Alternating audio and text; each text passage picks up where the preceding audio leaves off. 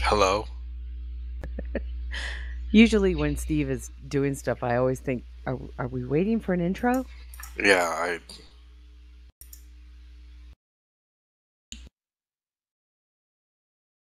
GNT show is intended for mature audiences. Parental discretion is advised.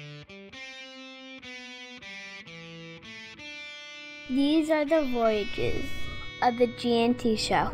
Our continuing mission to explore Star Trek storytelling, to seek out new worlds and interesting characters, to Boliga, where no show has gone before.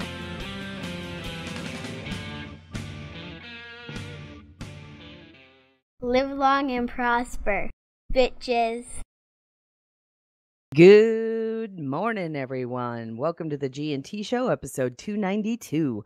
I'm Terry Lynn, and across the table is Gettysburg 7. and Jolan True Lurkers. How are you today? I'm Gettysburg 7. Over there, Terry Lynn. Hello. Over there, Ceridium. I say Ceridium. Ceridium. Mike. Mike, take it off mute. Oh no, did we lose him Mike? already? Mike. Oh God, I heard a ding. I did, yeah, I did too. Oh no. And he's gone. And he's gone. Oh, well, we'll cover for him until he gets back. My poor Ceridium. He's been having some technical issues this morning, yes. Go ahead. Sorry, yes. Getty. Then there's Steve. Hello. Welcome. Thank you, Steve, so much for helping us out this morning. Well, now he says we're off the air. We are? Yeah, oh, that's right. Mike was streaming the audio. Oh, we'll have to redo that. That shucks.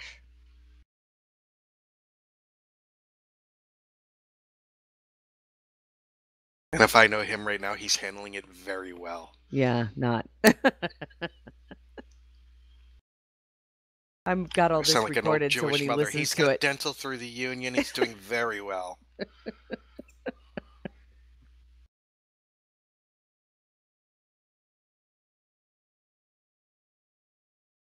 Hello, everybody on YouTube and Facebook. We should be live. Oh my gosh! Hi, everybody in shape in Facebook. Hi. Hi. We're not on the air anymore. We are on Facebook and YouTube. Oh, well. This is the ugly sausage making you all never get to see. You don't get to get this with many other podcasts. The professionalism, if you will. That's right. Hey, when you want to listen to us live, you listen to us live. Warts and all. Big genital warts. Ew. Speaking of genital warts, I got something for Trek geeks. Oh, God. Okay. I think I'll need someone else's audio today, but I think we're back. Yeah, I think we're back. Can you guys hear me? I hope everybody in the chat room, can you hear us? Kapla! Yay! Oh, Jesus Christ. We may now begin. Oh, Mike has given us permission. And then there's Steve. Hello. Hello. And I'm Gettysburg 7. Welcome to the show. Crazy start for Step inside. Who was that? That was who did that, Terry? Was it Emerson, Lake and Palmer? Oh my God, the show? Yeah. Step inside. I think it was Emerson, Lake and Palmer, wasn't it? It might have been. And right now, the vast majority of our audience is like, what games did they make? We're old people. That's all there is to it. We're old. That was a song from the early 70s, late 60s? No, from the 70s. 70s, yeah. Yeah, Emerson, Lake and Palmer was the 70s. 70s, with Yes, and the Genesis with what's his name, Peter Gabriel. That was the prog era. Oh my God, so crazy. So good morning, everyone. Good morning. So Nick, what'd you do this week? I've been doing my Babylon 5 rewatch, I noticed. and I'm just about done with it. And God, Walter Koenig was just so great in it. He really was. I really, really want him dead. That's saying something. But because he's just so goddamn smarmy. I just forgot how good this series was. It really was. See what else I do. I'm moving to an. Go ahead. No, I was gonna say what network did it show on originally? TNT. Thank you. And what else are you doing this week? I found out that I'm moving offices again. I was gonna ask, what the hell? Yeah. Oh, it's just this whole thing, and another office lost someone, so they needed someone to do something. So I'm going to be splitting my time between my normal job and doing this other one, which is a extremely visible. I'm going to be the person in charge of our auditorium, where like all the changes of command are held and meetings and all of that stuff. Well, that's kind of right up your alley, though. Right, and I'll be running the sound and video board for it, so like mixing sound and all of that. But this all just hit me like out of the blue. It was like we're going to a meeting and boom, this is what you're going to be doing. And oh, by the way, you're actually going to be under a new directorate with a new supervisor and all of this, which probably is well for the best considering my history with my supervisor. But it was just, like, really? Okay, well, here we go. Semper Gumby. Flexibility, that's right. Mm-hmm. That's right. Sorry, what did you do this week? Sorry. Oh, God, did we lose him again? Take it off mute, Mike. Take the mic off mute, Mike. Here we go. Yeah, I feel Here bad. he comes. Oh, uh-oh. I'm ready to go live. No, it's not on mute. It's not on mute. It's not on mute. I feel bad. I feel poor Mike. Oh well. Steve, what did you do this week? I worked. Same that I have been ages. Still in a month haven't gone live with Tribbles because I've been so busy. So many things. And the people in Facebook, you can probably still hear us, but the people in our chat room cannot because Mike had to disconnect again. We should be back on the audio. Okay. Oh, did you go take us live on Edcast? I did. Thank you.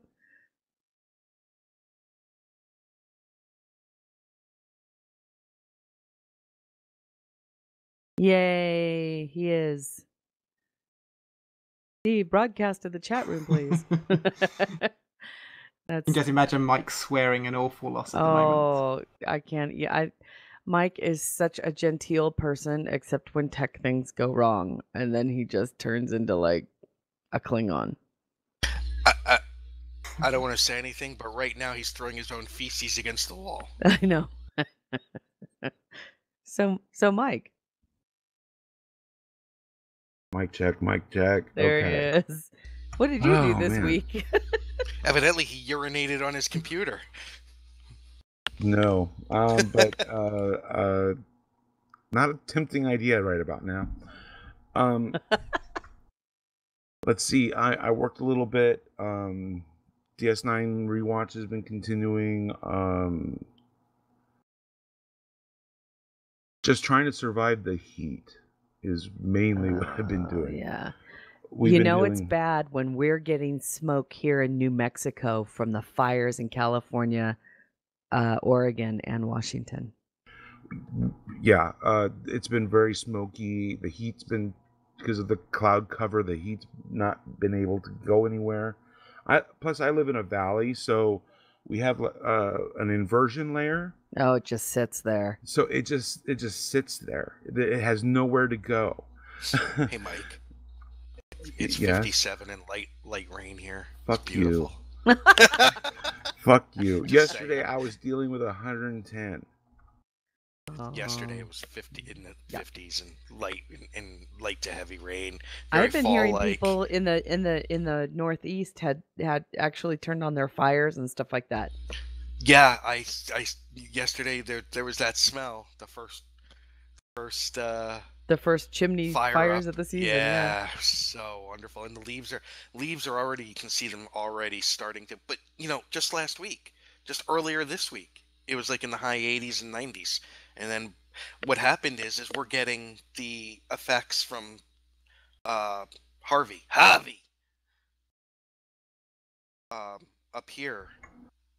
The way it pushed up. So this rain we're getting is the remnants of Harvey. Yeah, I bet. That was a. It's just a light rain now, though. It's kind of blowing out today. That's what it looks like. Yeah, yesterday was pretty hard, coming and going, but now it's like a light rain, and I think tomorrow's supposed to be nice. I don't know, but I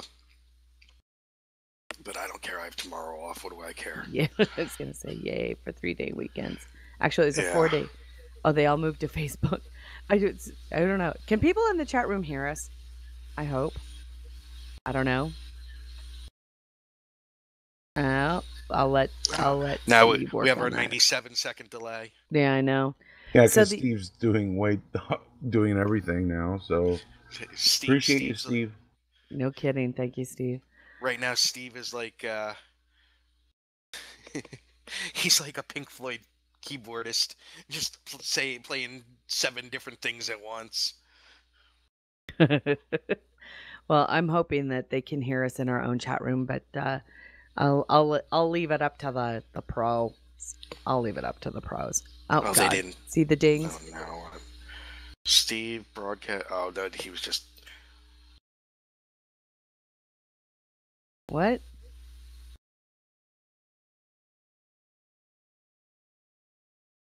Yeah, we're live on the normal audio. I just checked it. Oh, okay. Okay. So into the chat room. But the people in the chat room aren't even responding to my chats. So, I'm just making sure. Sorry about the craziness this morning. Yeah, we've got Robert Reyes and Barry on Facebook. Barry said, getting lots of game from someone. Yeah, I think that's Nick's mic. Probably Nick, yeah. It's when he... All right, Snowman Frost says he hears us through the chat. Yay! Thank you, Snowman Frost. All right, so is it any wonder we're not just raking in the awards? Oh, I tell you that. Of course, we could give ourselves some. What did I do? We won. I worked. We nominated ourselves and made it ourselves, and we won. This is such a surprise. I don't know who to thank. Who was it this morning that posted a miscongeniality meme? Oh, with Mark McCullough, formerly of Priority One. Oh God, Mochi's in here, and this is where her box is, and she's gonna gas me out of my own office. Well, yay for pets. Okay, I think I'm back again. Yay. Mike is going through temporal distortion right now, so much like he's traveled to Babylon 4.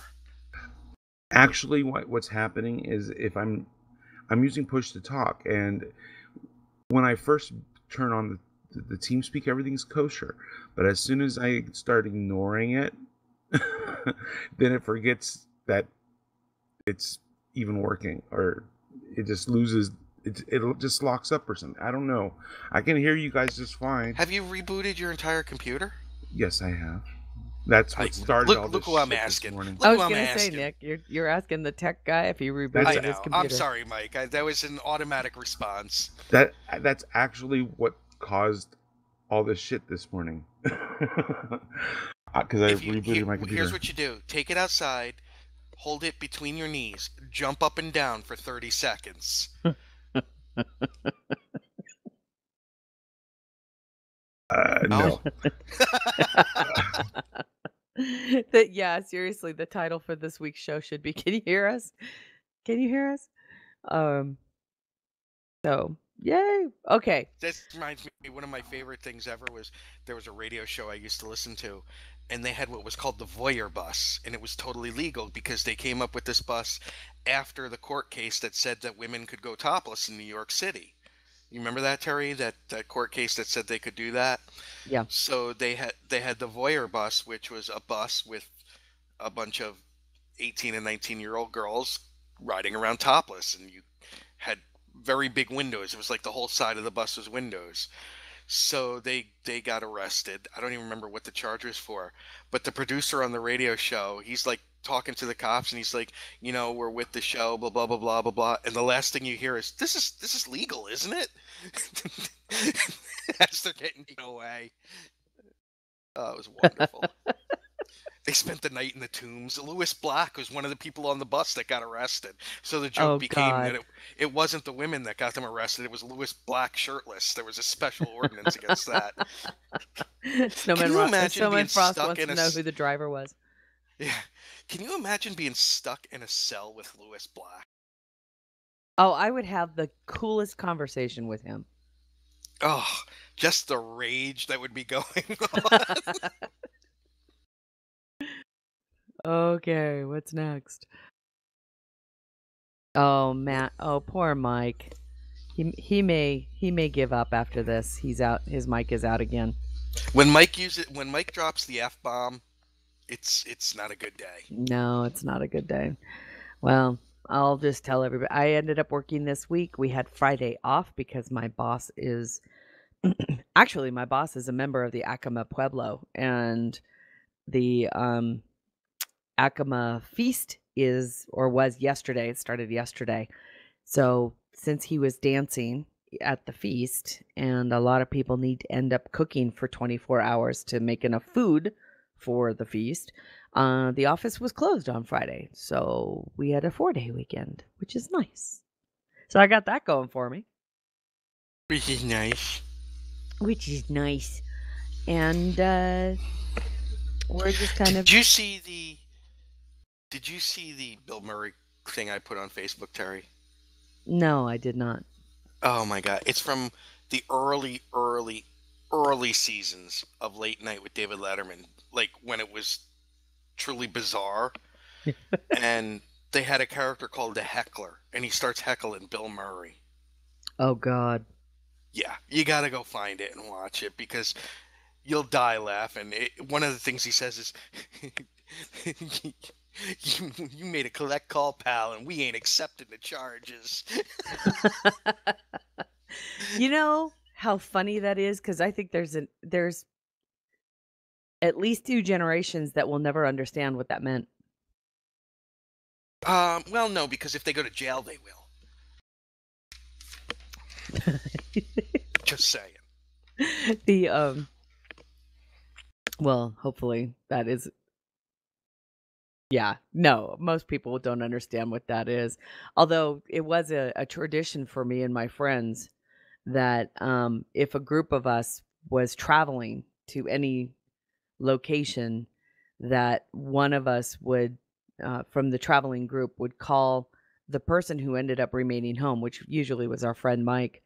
We would call him collect at about 3 or 4 in the morning.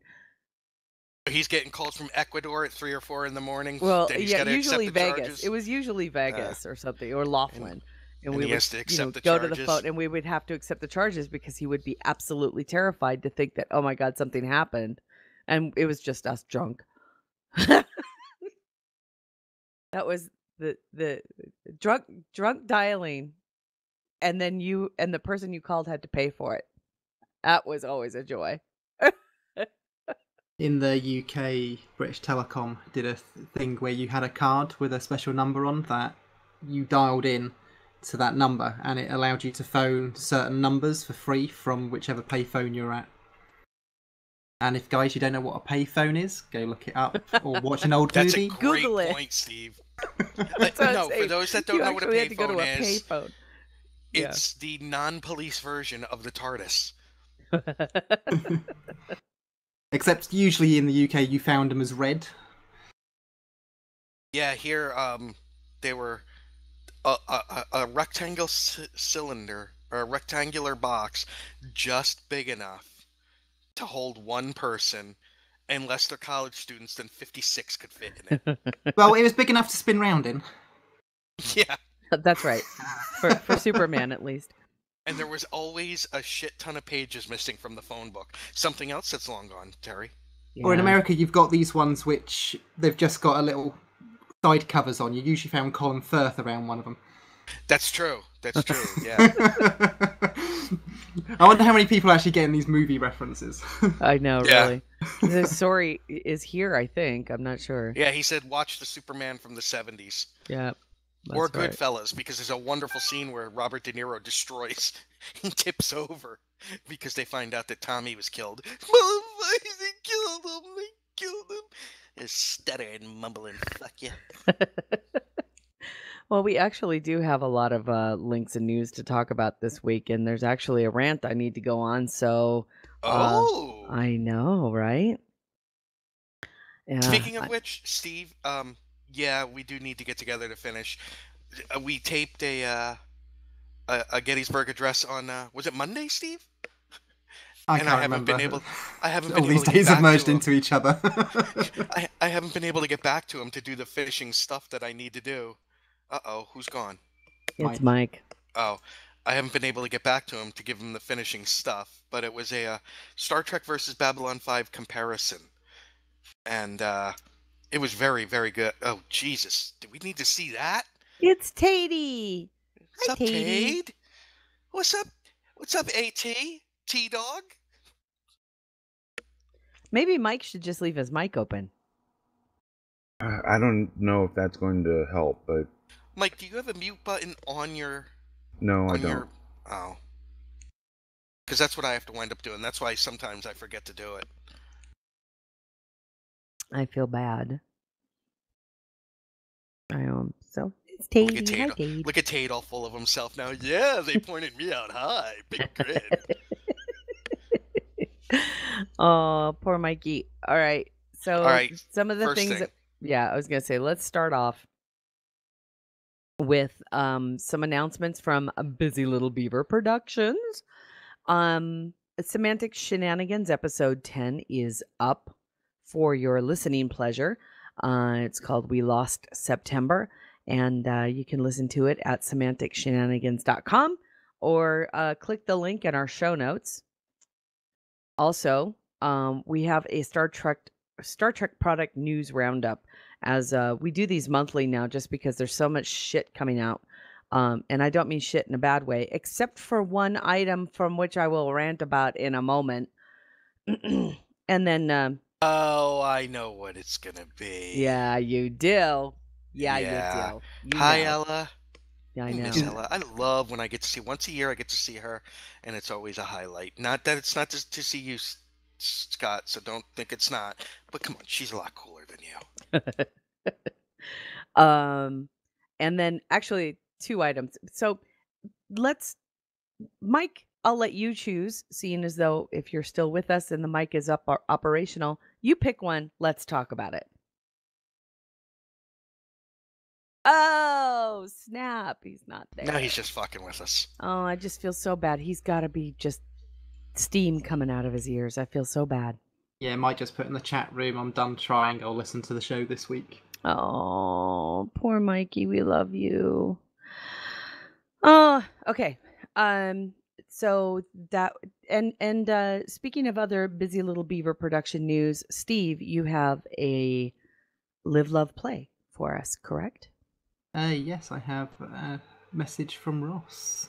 Here it goes. There'll be a slight pause because he left a gap at the beginning. Hey guys, Ross here from Live Love Play with a new ASMR content update. Super soft and extra slow, just for you, Nick. On iliveloveplay.com, you'll find Getting Started talk in all over this PlayerUnknown's motherfucker now. Battlegrounds. Watch the highlights from my first sessions on Twitch with our friend Heath Roll, and read my first impressions and review of the game still in early access. Speaking of Twitch, twitch.tv/live_love_play. I live stream a different game every Monday, Thursday, and Saturday at 5 p.m. Central. This past week, I received my 100th follower, a big milestone and another step towards affiliate status. I vodcast every day I don't live stream from my ever-growing library of past broadcasts and uploads, including episodes of Gods of Yukon, Getting Lost in Space, and Mike's own LEGO Adventures of Big Dude and Little Dude. Gods of Yukon Episode 9, Welcome to the Concrete Jungle, is available for everyone on YouTube, with Episode 10 coming soon to my Patreon patrons. If you want to watch the new episodes first, pledge today.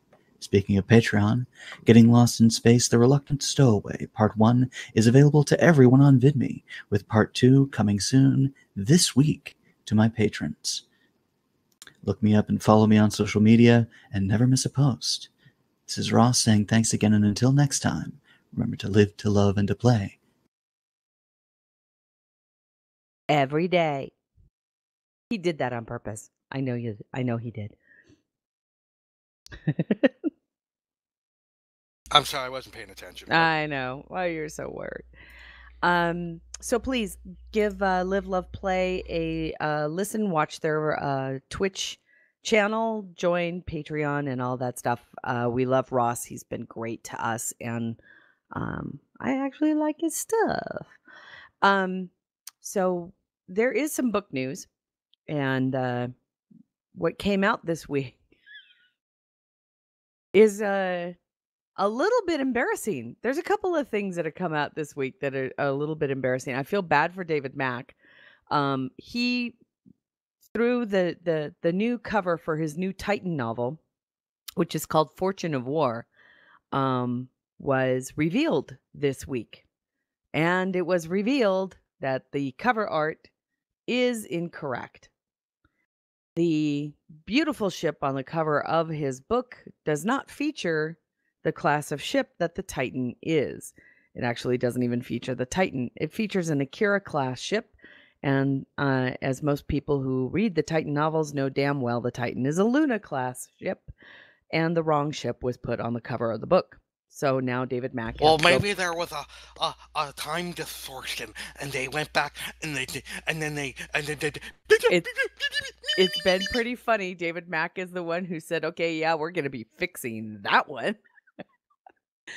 And it was very funny because even Marvin on his Facebook page said, "Well, maybe it's just featuring a scene of another ship from," and he goes, "Yeah, I got nothing." And David Mack goes, "Nice try, though."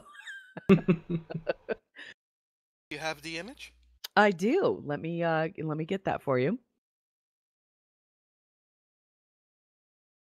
Da-da-da. Save image as.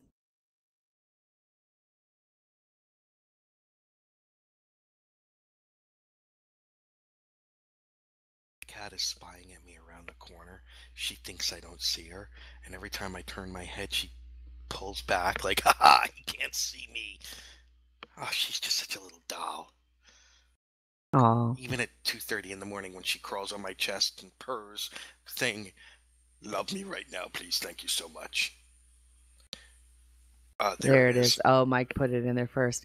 So yeah, the cover of the book actually features an Akira class ship, which, although similar to a certain degree to the Luna class, is actually still quite distinct. And the nacelles are very different, but really what gives it away is the deflector dish. The deflector dish on the bottom is very different from that of the Akira to the Luna. And whoever chose the art just picked the wrong ship.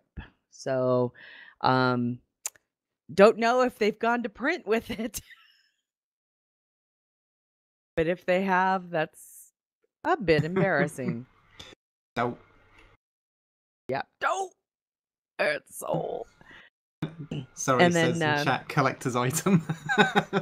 Right? It could be. I mean, if you get one of these, if it's gone to print and they let these out, then just keep it as a collector's edition and send it to Dave Mack, and he'll sign it and say something snarky in it, I'm sure.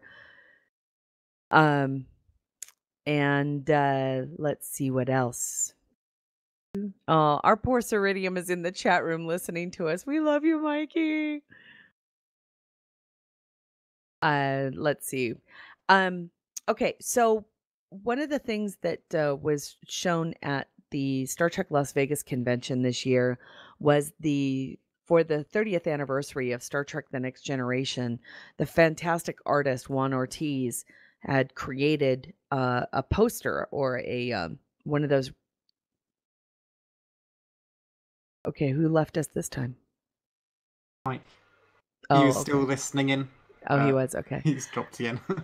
The art of Juan Ortiz was created into a book. So each episode of Star Trek The Next Generation now has a Juan Ortiz poster or artwork made for it. StarTrek.com is finally starting to release these pieces of art into individual canvas pieces and t-shirts. So if there's a particular episode that was your favorite, we recommend that you head over to StarTrek.com in the shop and take a look at what you can get, because there's lots of different things. I saw woven rug. Hey, he's here. And rugs too, right? Is that what I hear? Oh, he must be so.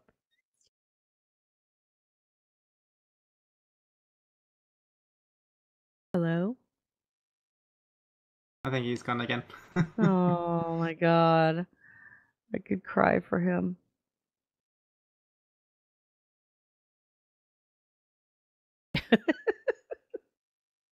Nick, are you here? I certainly am. Okay, cool. And then there is some additional book news.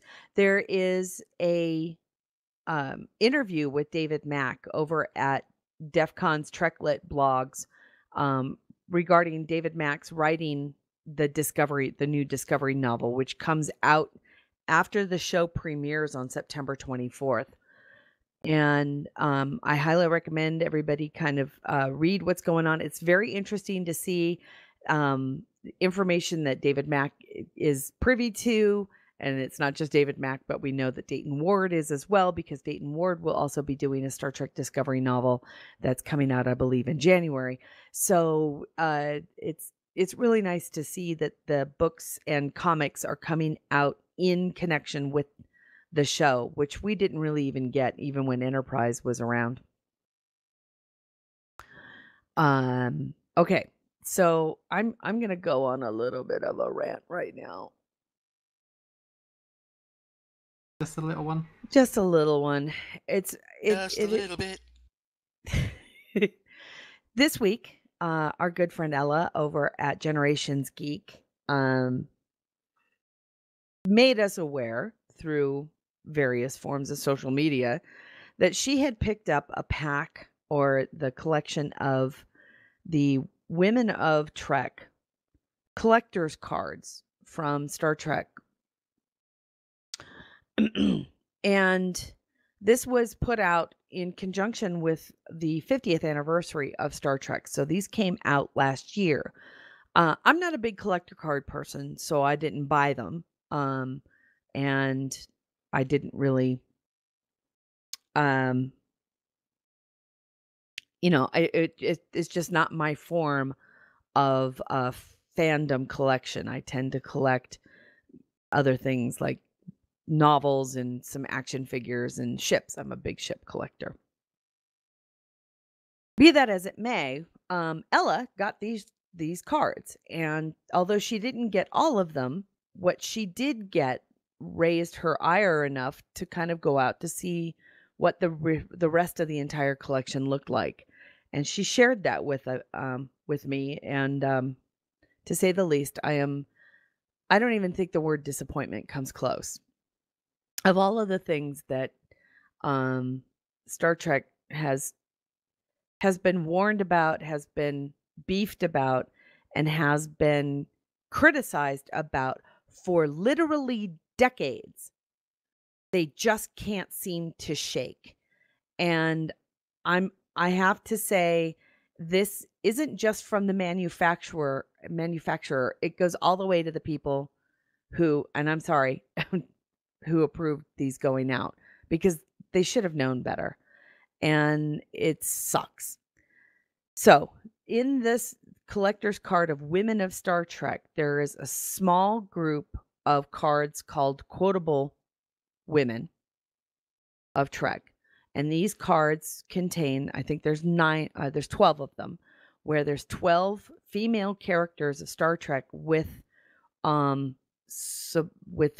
quotable quotes of their characters. And then there's another pack of 9 cards of women in command. So these are the 9 cards of the female characters, supposedly reflecting them in command or serious roles. The remainder of the cards, however, which are numerous, more than a dozen, it's numerous. We're talking every female character in Star Trek features a card with the female character off to the left, but an inset photo, supposedly like an action shot of them. Every single one, well, with the exception of 7 of 9, mind you, but most 99% of these cards have an inset action photo of a woman in either with another man or in a romantic embrace. As if this is what their character was really all about. So the single character focused cards have an inset action shot of the woman or the female character with a man, usually in a romantic embrace. Not always, but sometimes. There are, of course, the inset of like number 1 has her standing in front of, because she only had one fucking episode, of 4 other men. But even still, it's very disheartening to see. The one thing that I have always had a bitch about, and if you can go back to the last 297 episodes of this show, have been when I complain about women in Star Trek, it's because the female characters are, without a doubt, put into a situation where they're identified only by their relationship with the men around them.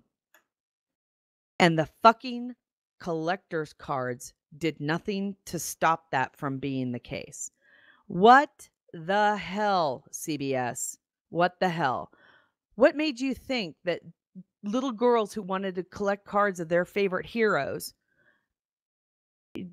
you end up with a card of Deanna Troi, and the only thing about Deanna Troi is you get one card of her standing on the bridge in her cat suit nonetheless, and then the other card is with her kissing Riker? Why couldn't it have been Face of the Enemy? What was it about these characters that you or the people who decided what pictures to choose had to be that female character showing little girls that, oh, you know what? Don't worry about your job, ladies. Get the MRS degree. Fuck you. Fuck you. This is the reason why we keep having to fucking fight.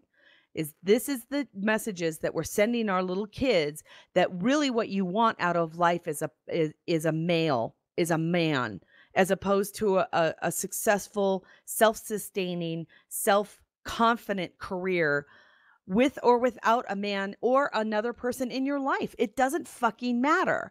And I am sick to death of this bullshit that comes out. I don't even think it was sloppy. I don't think this was sloppy in any way, shape, or form.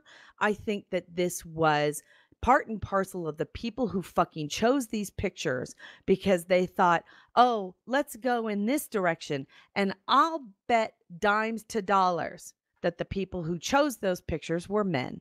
Fuck you hard, and I'm done. All right. Is anyone left? So just a small rant then. Oh, I was so mad. I was so mad when I saw him, and I felt. And what was more sad is that it was Ella. It's this woman who who truly understood what it was, and she was the one who bought these, and she was like, "You know what? This is fucked up. That's sad." Of course, she didn't use that language because she's such a nice person. But it was bullshit. It was bullshit. I can you end up with collector's cards from any other fucking show.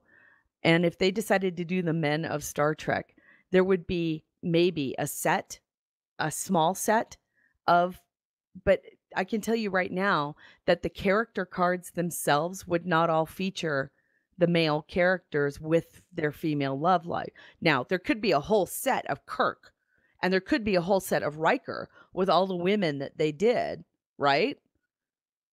But those wouldn't be the singular that wouldn't be the singular card. I can pretty much guarantee that if you would end up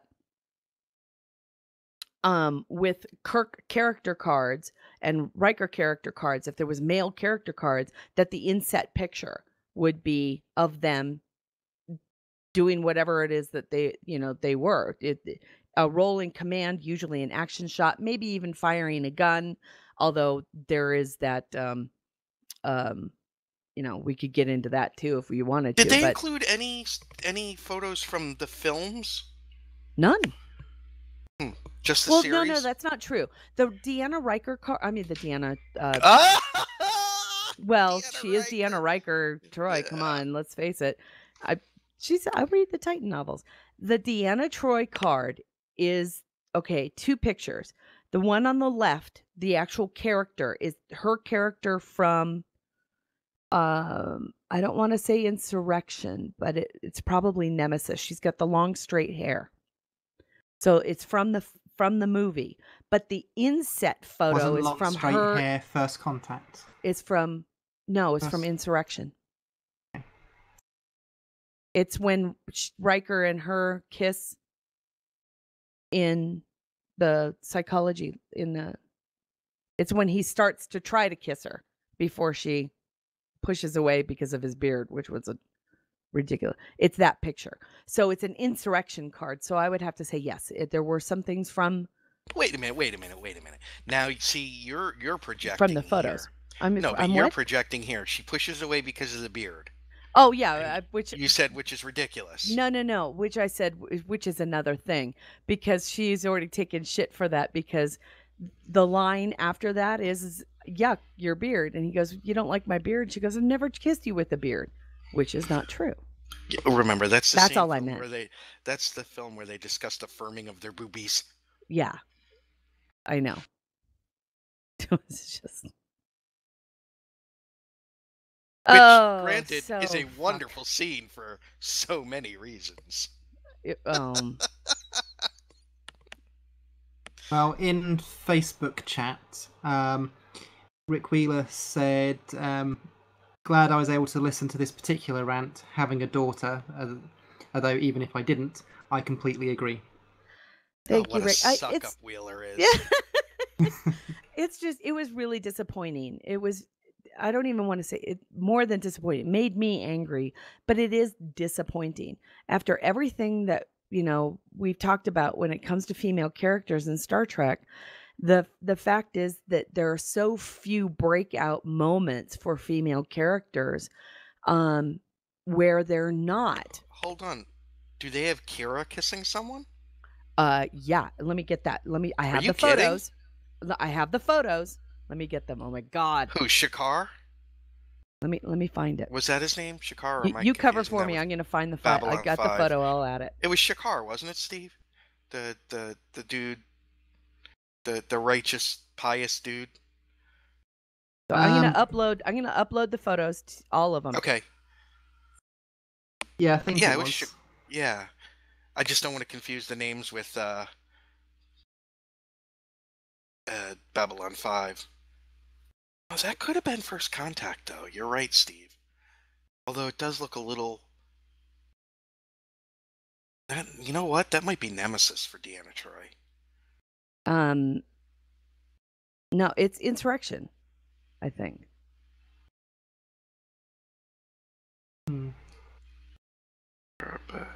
Well, in fairness to Kalami there, that pretty much was her character, that inset. I mean, That's what even we fucking saw. Janeway has Q. Like, why? Why did it have to have a Well, man in the inset okay, I'm picture? not bothered by the Edith Keeler one, because that's her character. I mean, that's what she's known for, is Kirk falling in love with her. Like his Again, true love. which is Well, exactly. Guinan has her own. Yeah, but that's a quote card. That's Oh, not a yeah. character card. Yeah. I'm uploading those. All right, so these are the 9 women in command, the ones on the bottom there. Those are the 9 cards of this whole thing. There are only 9 cards of women in command. So that's where we get to see Kira. She's standing and she's kind of got a smirk on her face. It's a really bad picture. Could have been a better shot there, I'm just saying. Yeah, seriously. And I got one more.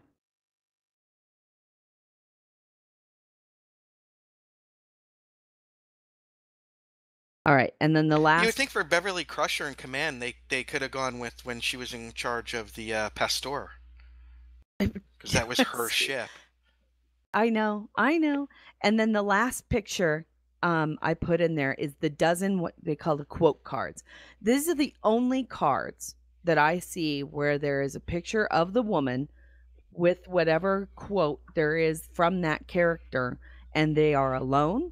They're decent photos, and the quotes are actually pretty cool.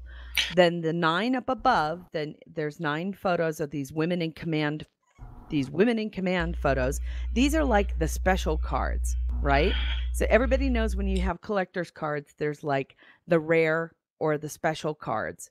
And then there's the kind of filler, the ones that are 90% of your pack are going to be filled with.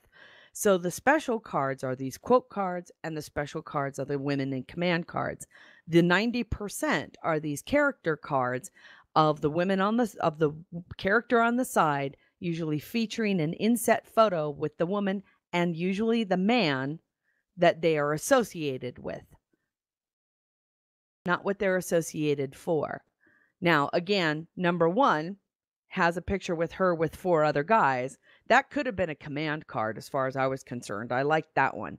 But, I mean, the Janeway one, I'm just still like, I just can't even. I just can't even. I gotta tell you, some of these quotes are horrendous.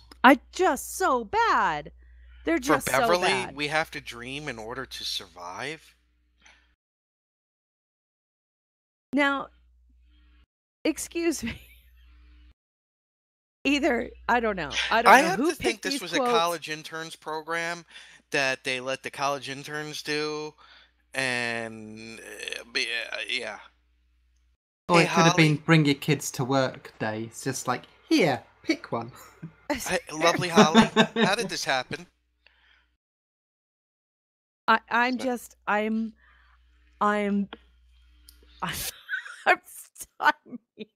I'm stymied. I am like, who the hell? What the Stymied. hell? That's racist. What? Little rascal, stymie. Oh, Jesus. I'm like, what? Oh boy. Oh boy. Oh yeah, whatever. A troll is being troll. I'm not gonna fall for it. I'm not walking under the bridge today, Mr. Frost. I'm gonna walk right over that bridge, and you can sit there in your own little swampy swamp. Okay, so there. I'm highly disappointed in these collector's card. I think they suck entirely. I think that the quotes were lame. They could have been better, and I think the photo selection left. I don't even want to say left much to be desired. I'm just going to say it outright, and that was beyond fucked up. You could have had an inset photo of just the woman, would have been just fine. So, don't get these cards for your children because they suck. That's all there is to it. Fuck them. So I've had my rant. I'm okay now. Really. She's not. I'm not. Although I have to say, I've been taking a look at this Star Trek beer dispenser that apparently my computer does not want me to look at. And now I'm like, I want a beer dispenser. So maybe that's what screwed up Mike's computer. He looked at the beer dispenser. Oh. Did you say beer or beard? Beer, as in I thought you said beard ale. first time, and I'm thinking, huh? That would truly be some magical shit right there. I know you like Riker and beards. I'm thinking, a dispenser? A beard dispenser. That would be a little weird. For the teenagers that just... There's a few links you will see in our show notes from the unofficial productions. One of those is apparently a beer dispenser or a keg dispenser that some guy created that apparently is pretty Star Trek. Moving on to television news, which I really wanted to talk to Nick about. So one of the things over the past couple of weeks... Hold on. Go. You said unofficial productions. There's something I do want to bring up. Okay, I have a feeling you and I are actually on the same track, so go for it. I doubt it on this one. I love the boys at Trek Geeks. Love them dearly. Uh-oh. There's a but. But. They did something with the trolling that actually gives credence to radio edit. Oh, really? You think so? You know why? Because it just says, because whether we like it or not, that was the name. And I think it just gives him something that he could say with some legitimacy. Now, of course, not total legitimacy because he's totally illegitimate. That, hey, this was and blah blah blah blah. I just think it was something that a way they didn't have to go about it. That's all. I love them. I just think that one was kind of it gave him something where he could actually argue back with some, I don't want to say credibility, because God knows. I mean, I guess my question is why? I mean, the name was given up. But he still had it. No, he didn't. He did for a while. Remember, he's gone through 17 names. Past tense, right. But, I mean, it was tendered. It was given up. They I weren't using understand, it. but what I'm saying is just that he could say with some, well, you know how he likes to say he did things first, or he was the first. Yeah, I mean, I don't think they're arguing that he used the name first. I mean, Mike Hinman sold Sci-Fi.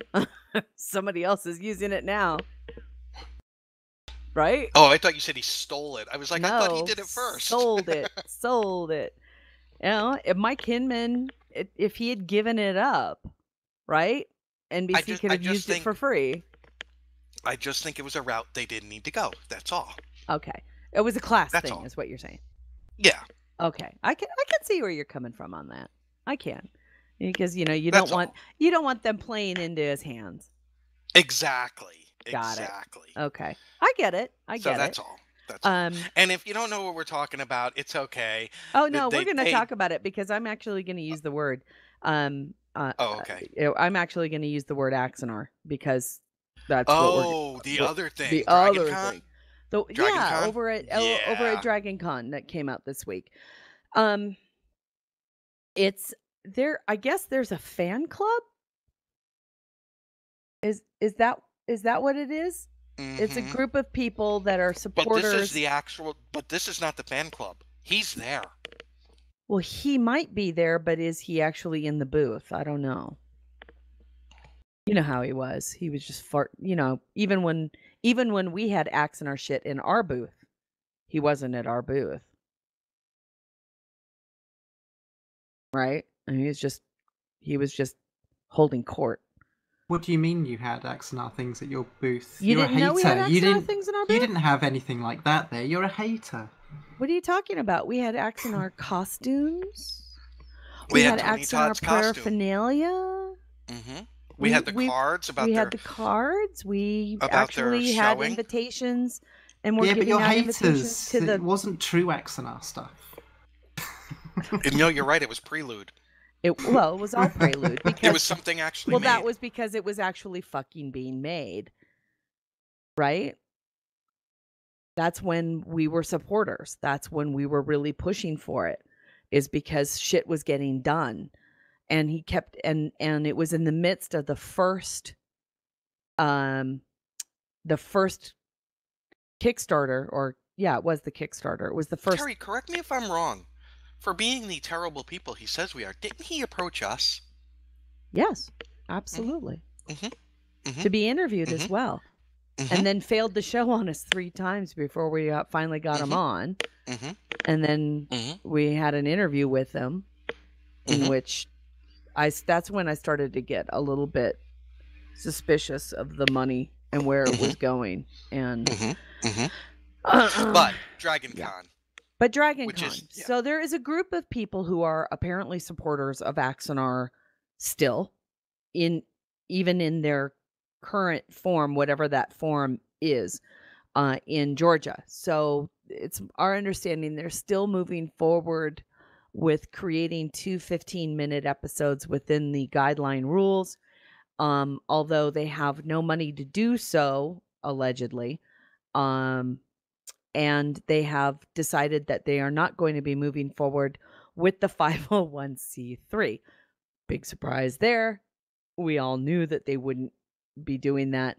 One, I have to give them, I will even bow a little bit on that one, and that is, it's not financially worth it for them to enter into a 501c3 because they want to be done with Axanar. They need to be done with Axanar. They need to get it out of their life. If he needs to use that money to proceed with his other real goal, which was his other studio, which is now Rocketworks. Studio is the end game. It always has been. It always has been. He wanted to use somebody else's IP to create a money-making machine for something other than Star Trek. So he used Star Trek to make money to do something else. But we digress because that is whatever. So at Dragon Con right now, there is a booth with, I guess, from a bunch of fans who have used collateral from either, I can't imagine they made it themselves, but if they did, then they made it themselves. They used the collateral that was created for Axanar, Star Trek Axanar, not Prelude, but for Star Trek Axanar before they lost their lawsuit or settled their lawsuit with CBS. And this collateral contains photographs of the actors who were at one time going to be involved before they all fucking quit. And chief, first and foremost, of those actors was Tony Todd. So they're using Tony Todd and his image, plus J.G. Hertzler, plus Kate and everybody else. Still, the word Star Trek has been removed from the collateral, which, according to this settlement, needed to happen. And they're still taking donations, I guess. But we don't know what the donations are for. Are they for this fan club? Or are they for this Axanar production, for which they've already received $1.5 million? And using Tony Todd's name or face to say he's involved with this project. Well, Tony Todd flipped a gasket this morning, or actually yesterday afternoon, when he was informed of this, and he has demanded that his image not be used in conjunction with any Axanar production anymore. Done. And they also have the late Richard Hatch's photo. Yeah, they do have Richard Hatch, and J.G. Hertzler's face is on there. They also have the guy from who was supposed to play Robert April. And he quit the production before. Well, of course, they never filmed. They only filmed that Vulcan scene, right? So he quit before he ever got to LA to be filmed because I guess there was a brouhaha over his flight arrangements. And when he found out that, he wasn't going to be flown the way he wanted to be flown to LA, I guess, he quit the project. Sorry, my wife was just headed out, and boy, she looks good, and I was trying to convince her to stay, and I was going to disappear for a good 2-3 minutes. Either way. So I did notice some of the swag. Sorry, what? What's Sorry, just noticed that some of the swag that it looks like they're selling are patches, and it's just like last I heard from some of the Facebook groups is people still hadn't got their patches that were promised to them, and yet they've obviously got enough because of that maybe to sell. I think my biggest confusion is that where is this money supposedly going? Is it going to support this fan club? Or is it going to support what's supposed to be the new 2 15-minute reels? I don't know. And again, this comes into watch where you're spending your money, people. Just watch where you're spending it. If you want to support Axanar, you know what? That's your fucking money to lose. We don't care. Especially after this point in time, you've been warned. But if this is a fan group are they taking money? Are they taking money for these films? Are they going to give it to Alec Peters, or are they keeping it for themselves to make more T-shirts and stuff? I don't know. I think they put the money aside. It was called Alex's Slush Fund, but they renamed it to Sushi Fund, so it wasn't so obvious. Slurpee Fund. The Slurpee Fund. The Slurpee Fund. I know, the Sushi Fund. So it is just, I don't know. Let's put it this way. If there were, as much as it would be very nice if there was a group of people who loved us so much, they created a fucking booth for us, I would be up in their face going, just don't do it. And it's just very, very, very bad pull just to have Tony Todd, who is very publicly said he's not involved. But that would require them to make all new image posters and crap. Well, they did. No, they could do like we did with Kipley's picture and just put something over it. Oh, well, that's true. Speaking of Kipley, I miss you. I emailed you, Kipley, and you don't email back, and it really hurts. I really needed to talk. No, I seriously needed to talk to Kipley about something, just because sometimes when I'm down, Kipley and James are. And she's ignoring me. Oh, she's busy. I think she got a job. I don't care. It's me. God damn, Terry. So Mikey. with like 30 minutes left, I finally figured out the problem. What was it? What was it? Foles? No, yesterday I moved my microphone cable from one USB port to another, from a USB 3 from USB 2 to USB 3, and the 3 is what has been cutting in and out. I moved it back to a USB 2, and voila, it works. And now, I'm head desking. For those that don't know what that means Mike downloaded some dirty bukkake porn. Don't worry, Mikey. He's just pulling your leg. It's not the leg that was being pulled. Oh! I'm over here now. Is he there? No, I'm still here. Okay. Hey, speaking of fundraisers. Oh, do you see how I did that, Terry? I'm not sure that's the segue I really wanted, but okay. Speaking of fundraisers and how it's done properly, Mikey, Terry, talk to our audience. Tell them. And Mikey did some math, and it's very, very cool. You want to take it, Mike? What?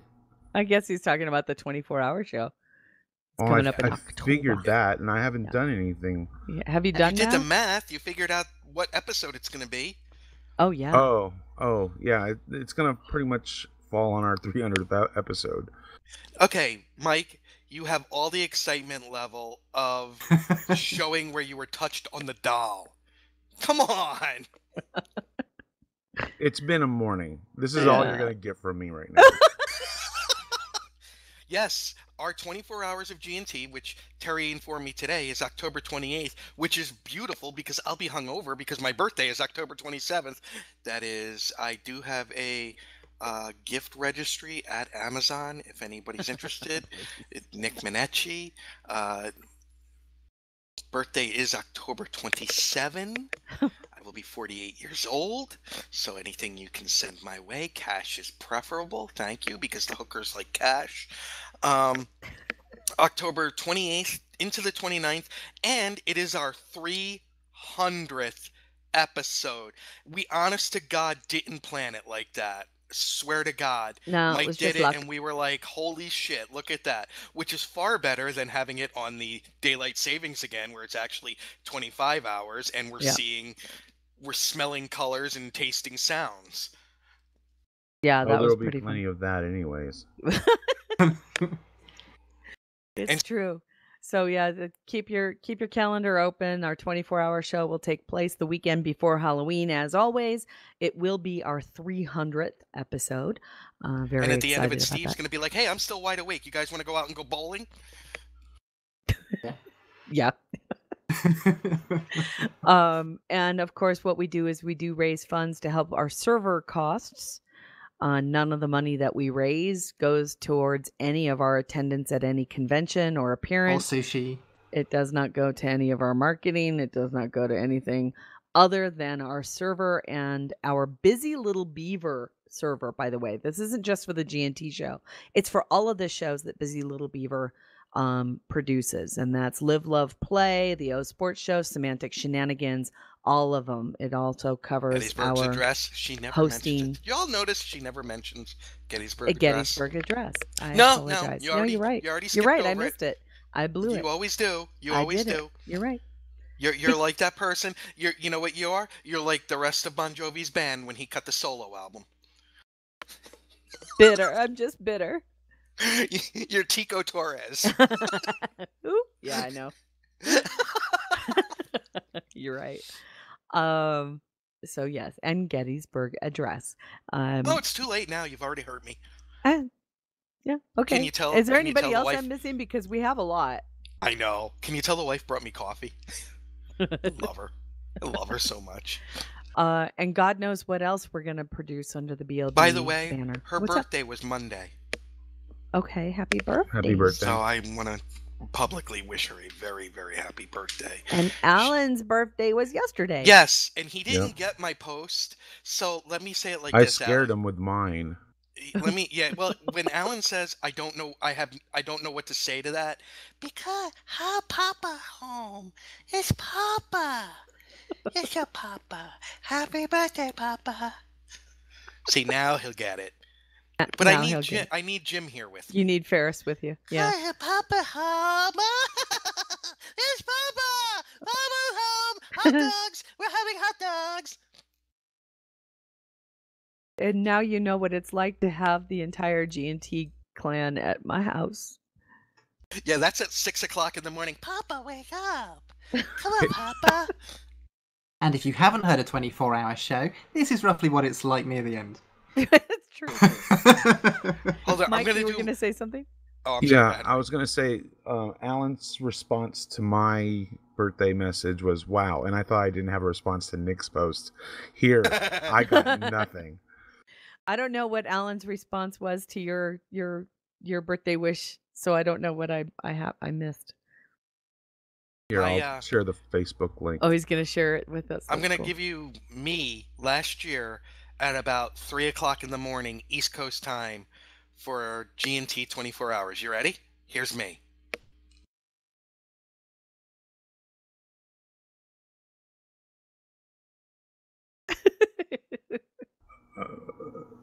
Are we missing something? I think we might be. I fell asleep as Larry Nemechek was talking. Oh my God, Mike, that's hilarious.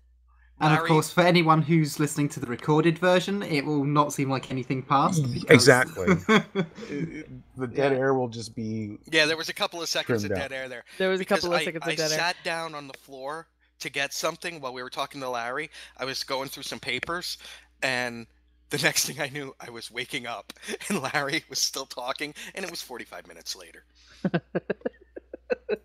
And I thanked God for the birth of Larry Nemechek. Speaking of which, for all of our friends down in LA, the Burbank, Glendale area, we're keeping our hearts and our thoughts out to you with the big Latuna fire. We hope everything's okay.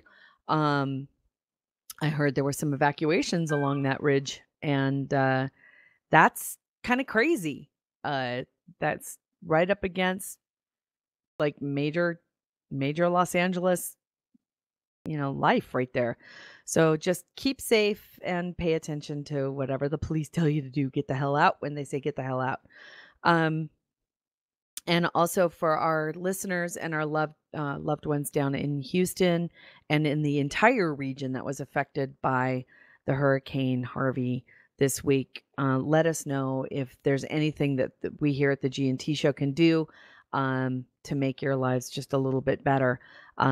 All of our listeners, we encourage you to support your favorite charity at this time. We're not asking for donations. We're just telling you to do what you can to help out your fellow man. What else? Why's it got to be man? Why can't it be woman? Well, I meant, you know what I mean. No, Yeah, it's okay. no. It's okay. I'm It's not okay. one of those. It's all right. I'm It's not okay. one of those. It's all right. It's okay. It It's has okay. to have It's all right. It's a okay. It's okay. It's okay. gender It's okay. It's okay. specific It's all right. thing. It's all I'm just right. not. It's okay. It's okay. It's okay. Because when It's all I right. talk about man, I talk about human, the humans. It's the same thing we talked about and I bitched about with Lord of the Flies, right? Oh my God, it's come to the point where people are just out of their fucking minds. I have to say on that one they are. There was a big group of people. For those of you who do not know, news came out this week that they are going to be doing an all-female production of Lord of the Flies. And what I found disappointing was that a very large group of people who were against this idea had come out saying that it would be unrealistic in the fact that somehow women wouldn't react the same way that little boys would.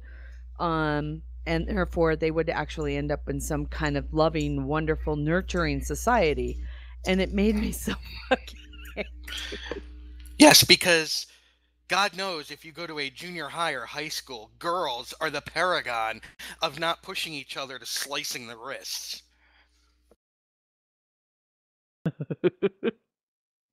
It's so There's this, and I'm probably gonna get hate mail for this. I don't care.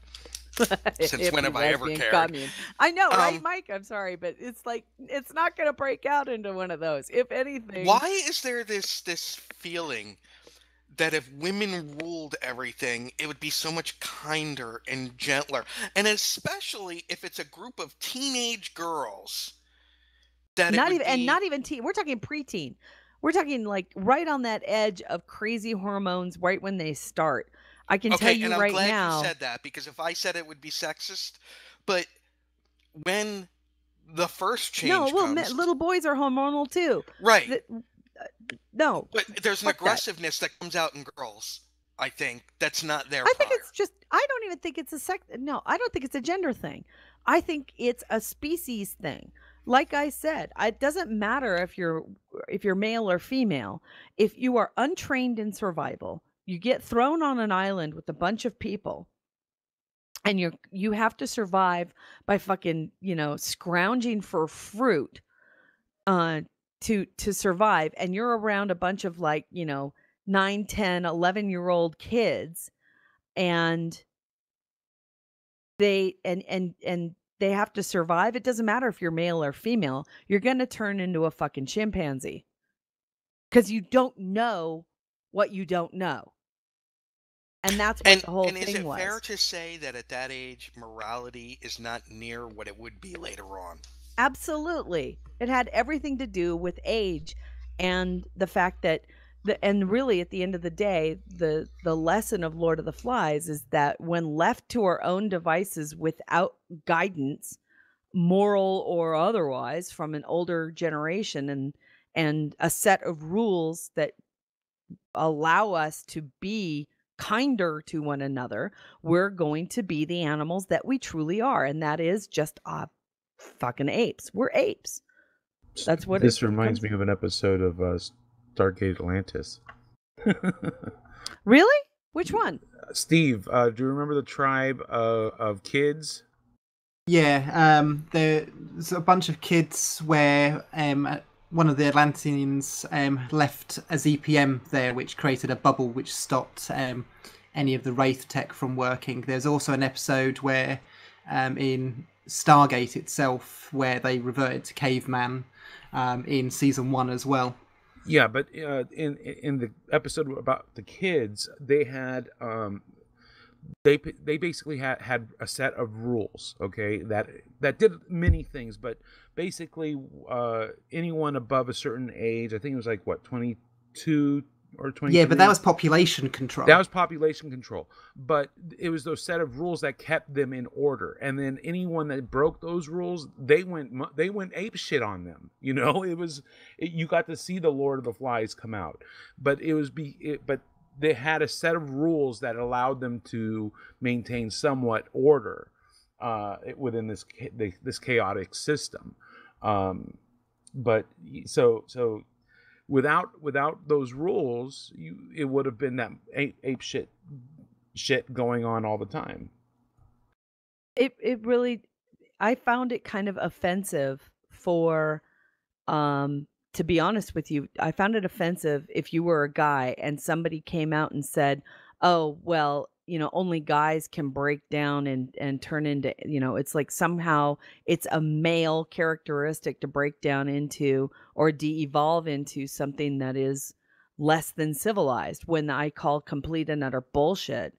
No, it's a human characteristic. It is Men are not. from Mars and women are from Venus. I mean, No, well, you know what I say about that guy. Well, He needs a Terry, couple of but tampons shoved the up his same nose. people that would argue that if women were in charge of all the governments and everything, we wouldn't have these problems, are the same people that say behind every great man is a great woman. So great necessarily not meaning a good person, but that, a great leader can also be a bad person. There's a woman behind him. So, I'm just saying. You know how I feel about that. It's Yeah. it's bullshit. It is complete and utter bullshit. I think that women can be absolutely horrific leaders. I really do. And I've lived through a couple of them. And that's really at the end of all of it. No, people are people, and I swear to God, if you're talking about This- Joan Crawford, I'm gonna have to bitch slap you. This I reminds really me will. of this reminds me of an episode of Deep Space Nine. Okay. Quark and I think Garrick talking to each other in the bar and describing humans and how Oh, the root beer. it led to the root beer conversation, but or it was part of it. They talk about how humans, they have all their comforts and all their replicators are working and they're the most wonderful people, but you take all that shit away. Exactly. Mm-hmm. This conversation, they're as ruthless as Klingons, and they're that's when all the bad shit goes on. A real quick shout out so he can hear me. Hi, Maximo. I love you. Okay. the only TV thing that's really coming to mind with this conversation was Buffy the Vampire Slayer. There's an episode in the 4th season called Beer Bad, where college students revert back to. I love that episode. It is a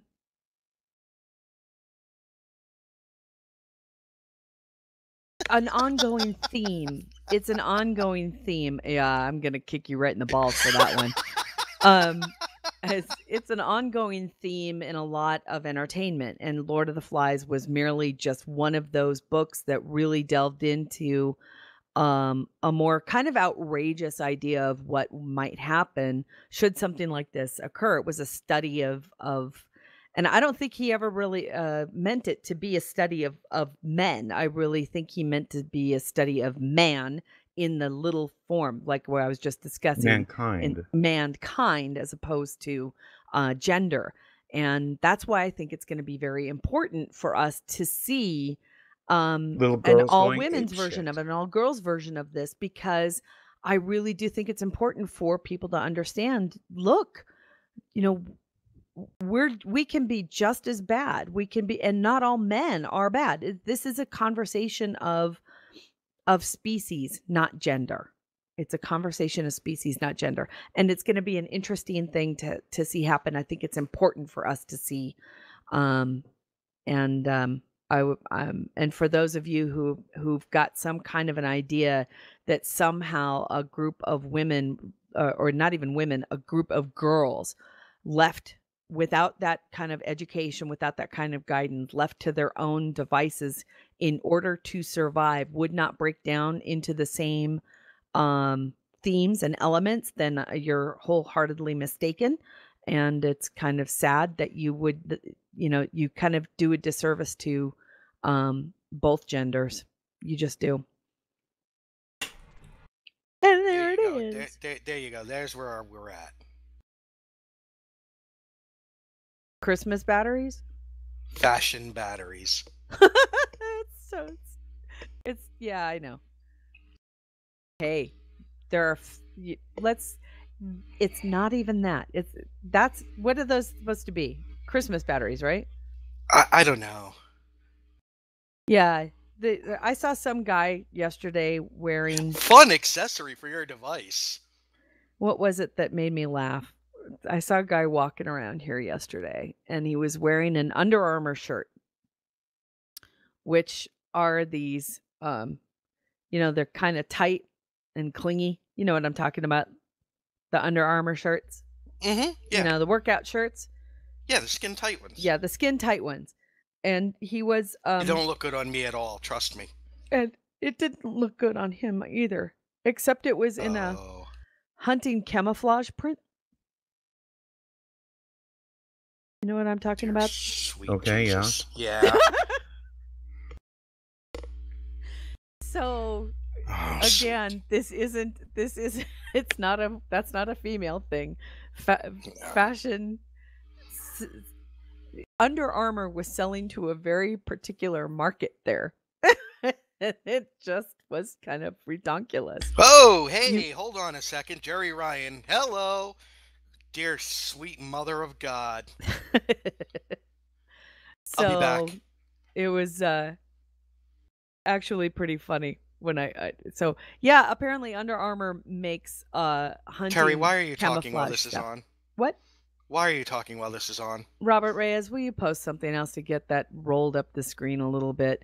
For those listeners who don't know, our chat room is usually filled with things that try to distract Nick, and they succeeded very well this time because it's Jerry Ryan and negligee. Not even that; it's some just a bra and a panties walking through, and he's absolutely distracted. Oh, and you're not. Look at her. She still looks amazing. I love Jerry Ryan.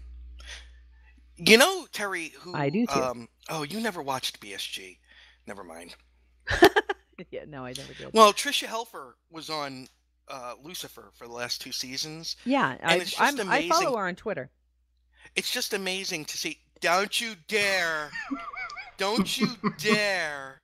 dishonor Supergirl like that, Steve. How dare you? Oh, brother. It's amazing to think how she went from being a model in her first acting role ever was BSG to where she's at now. I just think that's amazing and wonderful. And she's become an icon. Just because she's a great example of someone who's worked hard and really improved with her craft every day and has turned into an amazing actress. Very cool. And is really one of the nicest people I've ever seen at a convention. She was just amazingly nice. Everybody from BSG that I've seen at the conventions And maybe it's because they don't have like the decades like Trek people. And I'm not saying the Trek people are not nice. Don't misunderstand me. But I think for them, it's become another convention. You know what I mean? Yeah. Whereas for some of the BSG people, like sometimes it's their first convention. They've never done one till now just because they've been working on various things. And I like that when you get to see somebody still young in their convention going um, process from being on a show Yes. and coming face to face with their fans. And a lot of times you hear this, wow, these conventions are not at all what I thought they would be. I know, right? How Yeah. often have you heard that? Mike, what was Oh, your God. first? I mean, you've seen that too, right? Yeah. BSG, yeah. No, the I convention missed part of it. Yeah, the what? convention side of it. That when you see somebody who's like, and I'll just throw something out there, Game of Thrones or Stargate, who have only like done one or two conventions, or maybe it's their first, and they're always stunned by the love and the just uh, vibe of the conventions. Okay. I'm still waiting for a question. What? Oh, it was just, I mean, having gone to like the Star Trek convention and your first impressions of their first impressions. I mean, how many times have you and I spoken with an actor or an actress that is actually quite surprised as to how cool the conventions really are, how supportive the conventions really are, and their fears are kind of allayed in that regard. Well, we've said it before. People have said it before. It's like finding your tribe. It's like finding the family that you never knew that you had, and because these are people exactly like you. They like the same things. They have a lot of the same interests. It's the family that you never knew you had. I mean, that's what these conventions are. They're more, you realize that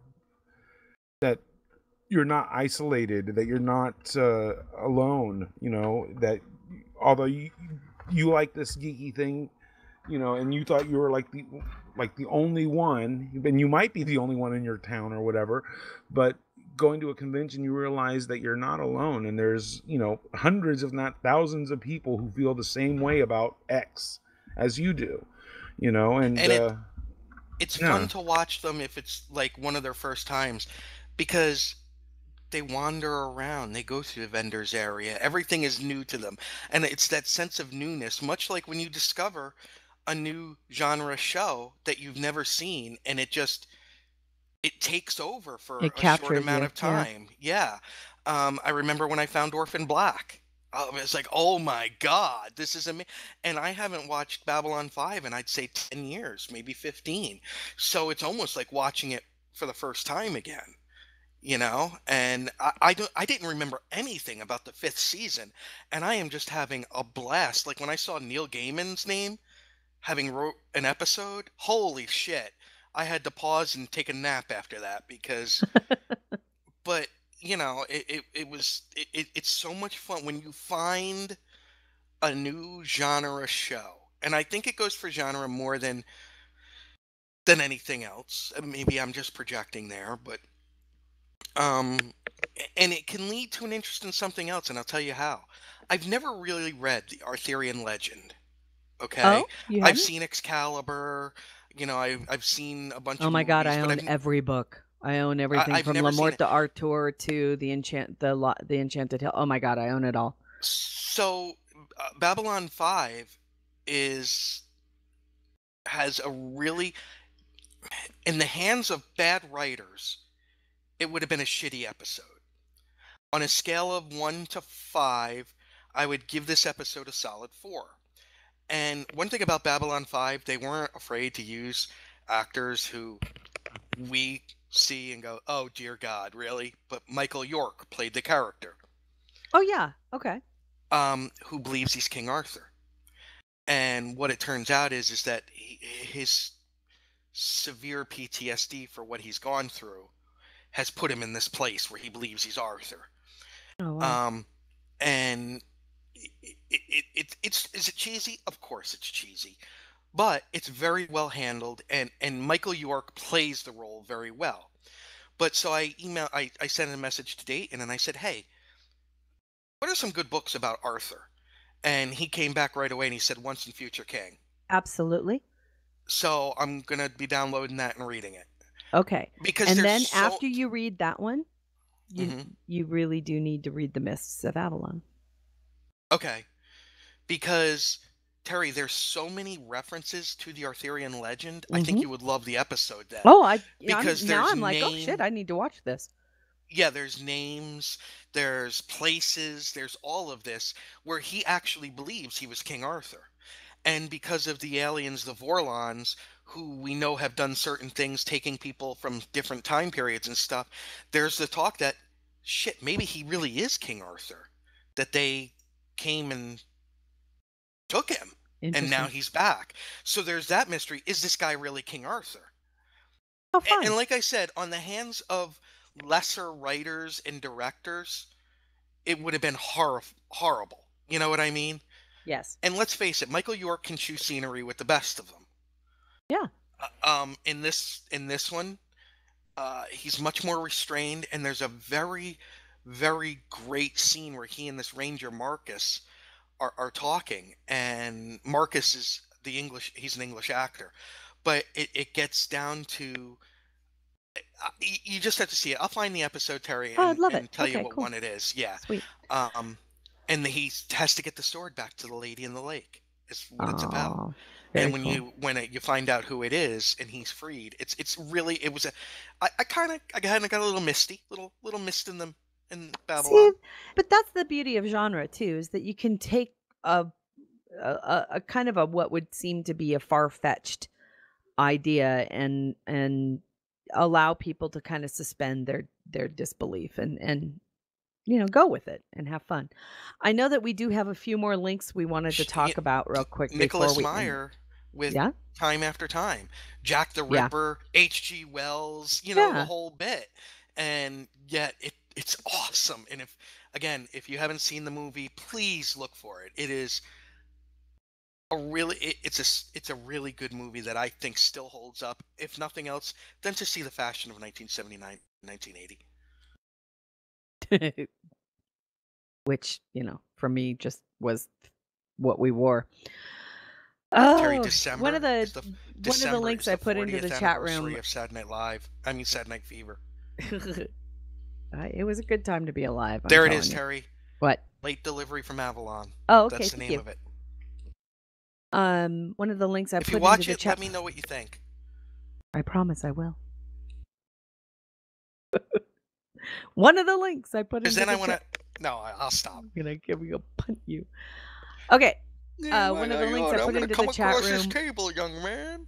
was a link to the Star Trek Night info over at the San Francisco Giants game, which occurred the day before yesterday on Friday night. This was to honor Star Trek Next Generation's 30th anniversary. This is also, I believe, the third Star Trek night that the San Francisco Giants have had at AT&T Park. I only have to say one thing, and that is if any of my friends went to this game and got some of the swag and doesn't want it, I do. Call me. That's an awesome shirt. Oh my god, if the Yankees did that, Oh my god, holy right? crap. Right? This is my team. I love the batting glove. That shirt was fucking made for me. I'll even take the goddamn batting glove with the Vulcan salute. I just if somebody Oh my got god, that the Picard bobblehead. I know. Oh, I need this in my life. So, being the Giants fan that I am, and although I think we're like 95 games back this year, That's a business card holder. Isn't it? Isn't it cute? Yeah, Yes. they just put that the Vulcan business card holder is an actual product that you can a licensed product. The glove is what they're showing off on it. I want it. Okay. I love it. Play hard and prosper. And it looks like the Philadelphia Phillies are going to have a Star Trek The Next Generation night with the Picard bobblehead. and that will be on September 26th as they battle the Washington. Nationals. Is it the Nats? Okay, thank you. So for some reason though, the W didn't look right to me, but it is. I don't know, it's just weird. So yeah, that's the Washington Nationals. Yeah, the Washington Nationals, and can we get Jenny but they're Flack playing on? in Philadelphia. Can we get Jenny Flack on? Hello. Ow. What? I don't know. I pulled out the plug from my headphones. Oh Jesus! Wow. It hurt. I'm all right. Terry's beating herself senseless. Look at Picard has the little Phillies P on his shoulder. Isn't it cute? Oh my God! You know what? I would love to know, and I mean this. How many sports? How many athletes are Trek fans? Oh, I think that's we'd a be good surprised. question. I think we'd be surprised. I think so too. And then what if they were Star Trek fans? What Star Trek would they be a fan of? The original series or DS9? See, I think I don't know. Well, you got to figure what's the average age? Early 20s. Early to mid 20s. I don't know how we'd find out. We'd have to hunt down sports guys. Yeah. I don't know. Mikey, you had some links you needed to discuss. Yeah, just real quick. CBS All Access is looking to expand beyond the United States, and their first acquisition is an Australian network called 10. So they're going to be rolling out All Access to other countries, and they're starting in Australia. So I wanted to point that out. I thought that was kind of interesting. The fact that All Access is growing, I think that's pretty awesome. Mm-hmm. Microsoft has announced with their new their next fall update that a couple cool things. First of all, we know some people with ALS, Lou Gehrig's disease, and Microsoft has announced that the next version, the next update to Windows 10 is going to have technology designed to make Windows more accessible for people with ALS. It has technology that actually tracks eye movement, since muscle spasms and being unable to control, fine muscle control is an issue. They are including eye tracking technology to enable people to use their computers with this horrible disease. To that effect, they also announced that they are going to be using they're going to be creating mixed reality headsets, or they're going to be adding support for mixed reality headsets, which is opening up a whole new market. I mean, Oculus and several other a few other companies are already in this space, but companies like Dell, Asus, and others are going to be coming into this space as well. And VR headset for under $300. I think that's great. That's really amazing. And it's going to take advantage of this new eye tracking technology. Wow. Really? Yeah, it's those two things are exactly the same. One does not work without the other. The mixed reality headset actually tracks eye movements, and that's going to be one of the ways that it tracks what you do. With Oculus Rift and others, you have to set up sensors. This does not have with this new mixed reality system. You do not have to set sensors up. The sensors are built in, and essentially it's watching your eye and watching your hand movements. It's got the Kinect type of technology built in, so it's using that. It's got the VR technology with it, so they're calling it mixed reality, but it's a combination of VR, of AR, and it's very, very interesting, very cool. That's amazing. Very cool. I'm very excited. And going on right now until the 5th of September, so a couple more days. Star Trek Bridge Crew is 50% off on Steam, on Oculus. I've seen it on Amazon. 50% off. If you're thinking about getting it, now it might be the time. And then just that way you have it. And then you can, once that's what I'm seriously thinking about doing. I have my Oculus Rift, but I can't use it until I upgrade my video card. I've got everything else, I think. So I'm thinking about getting it now, and then once I upgrade it, the rest of my equipment, that way I can start playing. But normally it's like $57 or something like that, and right now you can get it for like $25. Holy crap, that's amazing! Seriously, get it now. No kidding. Of course, you have to have the VR gear to play it. To actually play it, but you might as well buy it now, and then as you get the gear, at least you'll have it for later, and it'll be cheaper. The VR technology that's coming out for the holidays. So hey, think ahead. You get Bridge Crew now, get the headset later, and you'll be all set and ready to go.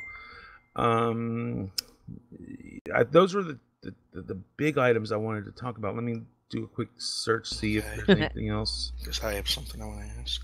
What? No, I want to wait for Mike to get done. Oh, okay, cool. No pressure.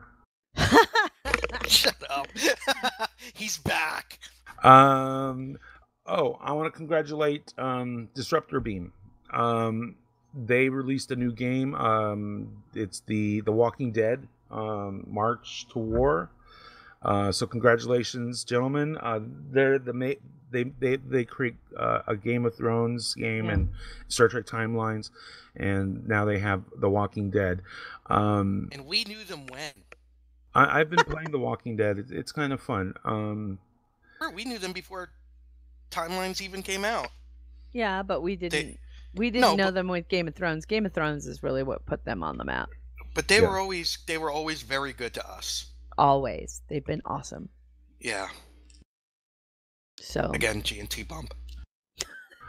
And then earlier we had mentioned the 24 hours of G&T. I'm just starting to wake up apparently. We've been getting some prizes in. So we got that. I still have not approached any guests yet. My bad. I've been kind of busy. But we're starting to get prizes in. Hopefully we will get a few guests to help pass the time. So, yeah. Oh, we will. I think we will. No problem. Just don't ask those yutzes from Trek Geeks. What was that? Just don't ask those yutzes from Trek Geeks. They are totally on board. I have a question for you. Since we started late, I do have a question for you. All right. I was talking to my wife about this the other night, and she did the old roll of the eyes and said, "You're an idiot," which pretty much is everything I ask, but, I'm used to it at this point. So let's say you're in the International Space Station. Okay. No, this is a serious thing, because I recently rewatched the movie Contagion, which, if you haven't seen it, it's a phenomenal film. And working with the people I work with, they say it's probably the most realistic film about a pandemic you can watch. Okay. So imagine you're on the International Space Station, and a pandemic does race across, like the Black Death did in the Middle Ages, or, God forbid, there's a nuclear war, something like that. What do you think that would be like, to be stuck up there and know that this is all happening below you, and you'll probably not get home? Well, wasn't that story kind of told, though? And then she looked at me and said, "You're an idiot," and continued reading her book until the cat sat on her book. Did you see the picture of the cat sitting on her book? Yes, I did. I think that story was kind of told, but not from a pandemic as much as it was a nuclear kind of thing. And it's the same story, and that's the one with Dern. Bruce Dern. Silent running. No, he was out in space on a ship. Right. And the rope. Right, but think about it. He couldn't go I back haven't home. seen that. He couldn't go I haven't back seen that home. movie since I was like 12. Oh my god! And you weren't traumatized? There's a comedy show called Last Man on Earth, and Yeah, but there's other men in it. yes, there's other men in it, but the main character's his brother was actually an astronaut on the International Space Station, and he watched everybody around him die. He was actually immune, so or what was immune because, well, anyways, he ended up coming down to Earth later on, and you know, ended up finding his brother, but you got to see a little bit of what that does to a person through the brief time that he was up there. The show wasn't mainly about him. It was they just introed. I think it was like the second season with him up in space, and then by the end of the first or second episode, he was on Earth. So it was very, very little, but you got a sneak peek at what was going on. Here's my thought on it. Let's say you go hiking in the Grand Canyon and you go to the bottom and you're not supposed to come back up the same day that you go down just because it's so taxing. But you do and you get stuck there. You still have hope, or you're stuck on a mountaintop or in a mine cave-in or something like that. You still have hope. But if you're up on the International Space Station and the world there's a nuclear war or there's a pandemic that's wiping everybody out, and I'm not even talking zombie apocalypse. I'm talking like God forbid, a real Ebola outbreak that was just, and every resource is being put towards that, and you're not going to be able to come home. What that must be like. And we realize that these people volunteer for this, and they know very well that something could happen, that they get stranded up there, which makes their heroism for even volunteering a little bit more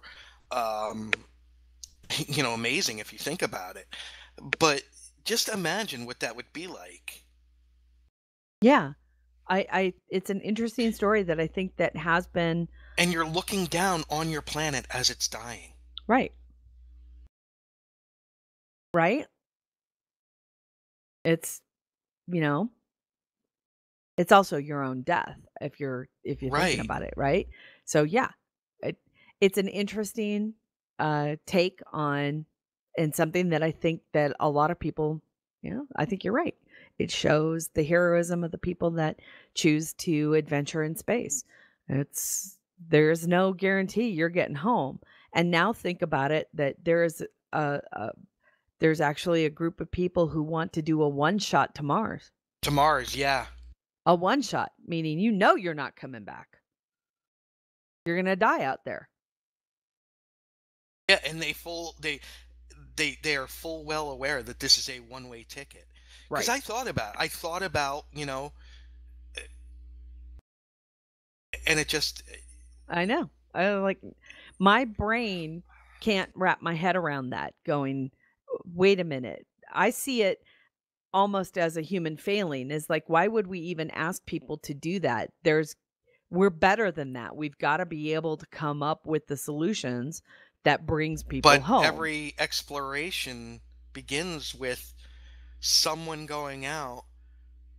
Not with a knowing that they're not coming back. Even our Apollo missions, we knew, and there was always an objective to bring them home. But would you say the original explorers of the vast oceans and everything, no,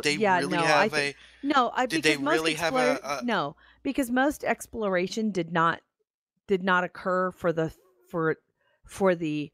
exploration of our planet was not the impetus of discovery. It was for monetary gain. So, but did they have the 100% expectation of returning home? If you were an officer or a captain, yes. They didn't care about the people who were mopping the decks. Because here's one for you, Terry. The Pilgrims, they knew they weren't going back to Europe. But they already knew what was on the other side. Oh, but still, No, they it was knew what they still were going to. They knew that they were going to fucking land, and that but the they knew land would there was a very sustain real food. possibility that they would die there. Like, as in, not long after they landed. Because they were starting everything from scratch. There Yeah, was and that's nothing. that quote unquote that pioneer attitude, right? Right. Right. That's just something that we've always known existed, but And I I don't think that was think that something. there was an idea that if they went there, they would specifically not come back or they would die. There is a difference. It's like you said, there was a hope, right? The hope of something new, and that's what drove them. But Was the if hope of these people something go to new. Mars, there's the dream of starting the building of something long term there. So they're going there with the idea, much like the people that crossed the Atlantic, I think it's of a little bit starting different. a new colony. I think it's a little bit different Oh, in hi, honey. that the trip itself will kill them. That's what really it's about. The fact of the matter is that starting a colony, this isn't going to be starting some kind of a colony where they're going to make babies and create something like that. They're just laying down fucking foundations of plastic roofs and things like that. So others, when we do find better technology that allows us to survive the trip, will be there. They're not coming back. They're talking about going and laying down, and that the radiation of the trip itself will kill them. I think that's bullshit. I say, to me, that means you're not ready yet. Find the technology that allows us to protect ourselves from the radiation. We're going to have to do it one way or the other to create a viable colony anyway. Why don't we just focus on that now? The challenge is in that. That's the human challenge. It's the knowledge and the getting of the knowledge that gets us to that point. We don't have to kill a bunch of people to make it happen. I think that's where there's a flaw in the logic. But, whatever. But so you would not volunteer to be on the mission to Mars? I don't think anybody should. I think that if there was whatever happened to us trying to do something better? Whatever happened to the challenge that humans did? And that was, let's focus on the scientific advancement and getting that information out there first. That was the dream that we had in the 1960s. It wasn't how do we get to the moon? It's how do we get to the moon and safely return them home? That was part of the objective. Why can't that be part of the objective when we go to Mars? I think the difference with Mars is they'd be. Then why are we going? The If we moon can't live there, to why go? start building a permanent. But why build a permanent colony that's going to be filled with a bunch of people who will die when they get there? We can't give birth to babies there because the radiation will kill us. There is nothing that's protecting us from the sun's radiation once we leave the atmosphere of this planet. The people in the ISS right now are absolute cancer research objects right now. And it's frustrating because what we need to do is find a way to get them protected. And that's what that's what I want the technological research to focus on. Getting there is one thing. I want us to survive when we get there. Otherwise, what's the fucking use? You're assuming that the aliens at Area 51 don't have that and they're not going to use it. Oh, yeah, right. Because Paul would have escaped by now. I'm just telling you. Stop it, Paul. Jesus. All right. Mikey, any other things now that we've had our own tangent? Well, that was a good one. We actually had something for thinking. Okay. Mike, sorry. Well, one of the ideas is to set up a colony in ancient lava tubes on Mars. So you would have several hundred tons of rock to help shield you from radiation. Oh, I hadn't heard that one. It's one Discovery. Sorry, Mike. It's one of the premises, long-term premises of the Mars plan for colonizing the planet. There's that I think it was National Geographic. They did a show called Mars, and that was one of their long-term goals, was to, in order to create a permanent colony, they would have to move it underground, just because they could not stay on the surface for very long. Oh man, I can't wait till we're on Barsoom. I have no idea what that meant. It's It's Mars. from John Carter. Warlord of Oh, Mars. John Carter, yeah. No, I never saw it. And for those that have seen The Martian, as great a movie as that is, nothing will match the realism of being the first people on Mars, like Robinson Crusoe on Mars. So if you get to see that film, please, what? Why are you giving me that look? Because I'm wondering, my brain just went directly to Dick Van Dyke. I don't know why. Speaking of which, Oh God. My wife and I and my sister-in-law will be going to the Salt Lake City Comic-Con later this month, so I won't be here the weekend of I think it's the 21st. It's that Thursday, Friday, and Saturday, because evidently the Mormons don't have conventions on Sundays. Dick Van Dyke is going to be there, Terry. Oh, very cool. Right? Very cool. How fun. I How was much all is he excited about charging? like Elijah Dushku, but then it was Dick Van Dyke.